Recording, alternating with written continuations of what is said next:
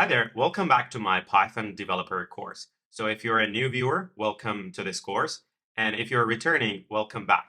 So what I've got here is the lesson from my previous video. Apologies for not posting for a week because I was traveling in Gold Coast in Australia. Very beautiful place, highly recommend it. Let's get going with today's session with opening a new directory, which is essentially a new folder. And I'm going to call it number 2 because number 1 was about strings in Python. So if you haven't seen that video, I've left the link up the top right. Number 2 is going to be about the input function, a very, very important function that has a lot of use cases in all softwares developed through Python. So let's do that. Let's make a new Py file. I have taken you through what this means and how to restructure your PyCharm. So if you haven't seen my first video, feel free to hit the link up the top right. Let's make a Python file and call it input function. The input function is a gateway for the user to give data to the Python. Say I'm developing a software that I'm going to ask the user to enter their first name. Let's imagine we're going to be asking the user for their first name. Your first name is colon and space. And then we're going to be asking for their last name. Your last name is colon and space. So you know how to run this code. You can use this play button here. But since I have never run this notebook, I have to go up the top, click on run, and choose the second run, because then I will have the option to say which one of these Py files do I want to run. I want to run number 2 input. So if I run that, you will see that your first name is, there is colon and a space, and then your last name is colon and a space. So can I enter my first name? So I'm typing my keyboard. I can't enter any information here, neither here, because you're not asking the user for an input, whereas you're telling them, hello, this is the print function that I am using. If you were to actually get the data from the user, like when you are signing in onto your email or different platforms, you know how they say, what is your username? What is your password? So essentially, you need to use the input function. So instead of using print, just go with input. What that does, if I run this again, so say run and run, I didn't have to do that, but I just wanted to repeat it. So now you will see that the code is not finished. So I have 2 lines, but the program says, hey, first name, please. So I need to say, my first name is Amir. And then it says, okay, now what is your last name? And my last name is Charlie. So now the process has finished after all the requirements have been met. Otherwise, it's not gonna go ahead with the rest of the code until we say, hey, here's my first name and here's my last name. So this is quite interesting, but can I now, after telling the program, expect the program to tell me what my first name is, what my last name is? No, because I never saved these anywhere. I said, hey, ask me for my first name and ask me for my last name, but I didn't store it in any box or any variable. So what I can do, let me just get rid of this second one. So let's run this again using this play button. So my name is Amir. Is it saved anywhere? No. But the good thing is that you can actually store it in a variable. Say, I can make a variable and say first name equals anything that you get from the user. So this time, when I run it, you will see that it says, hey, your first name is Amir. And if I run that, you will see that, okay, again, I will feel that it is not stored. However, if I go ahead and say, can you print first name? Let's run this again. And you can see that after I print it, I will get Amir back. So now it is stored somewhere, which is great. This is great because now I understand that input function, and this is super, super important, is that whatever comes through the input function is a string. I want you to remember that.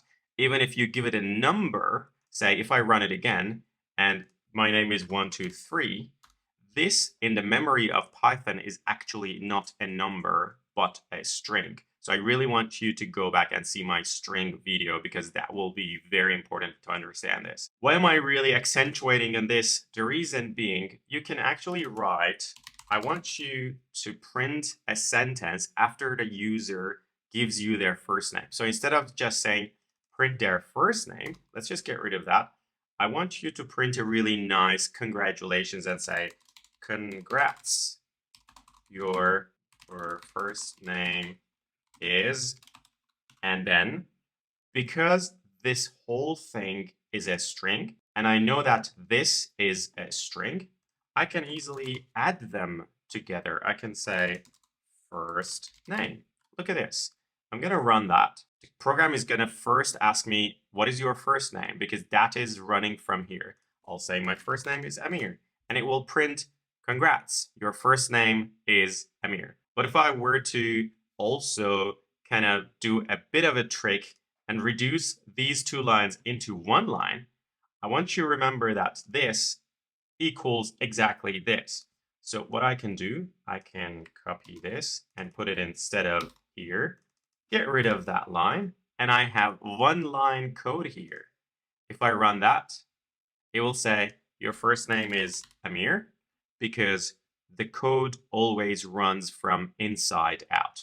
So this function is in the inside. That will run first, and then the next function, which is the print function, which is in the outside, that will run. So if I hit enter, you will see that congrats, your first name is Amir, which is exactly this statement. And if you were to enter your full name, I can say, congrats, your full name is. Now you can imagine that I can start adding input function for my last name. I will say input and your last name is. And now if I run this, I will be asked two questions. One for my first name, one for my last name.